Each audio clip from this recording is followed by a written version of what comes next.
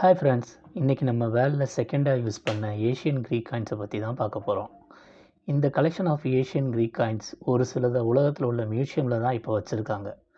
அதில் முக்கியமாக பார்த்தீங்கன்னா பிரிட்டிஷ் மியூசியம், அமெரிக்கன் நியூமிஸ்டிக் சொசைட்டி, அப்புறம் Danish national museum.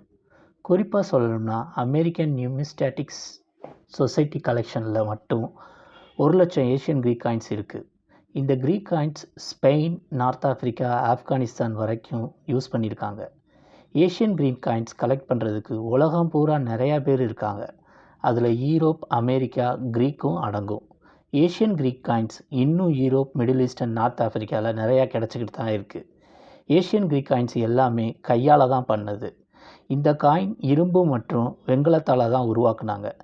Asian creek காயின்ஸை அந்த காலத்தில் பாதுகாக்கிறதுக்காண்டி நிறையா பேர் மண்ணுக்குள்ளே தான் புதைச்சி வச்சுருக்காங்க. இன்னும் இந்த காயின்ஸோட மதிப்பு கூடிக்கிட்டே தான் இருக்குது. இந்த காயின்ஸ் யாராவது வச்சுருந்தீங்கன்னா அவங்க மோஸ்ட் லக்கியஸ்ட் பர்சன். ஏன்னா அதோட விலை மதிப்பு அந்த மாதிரி. Thank you friends.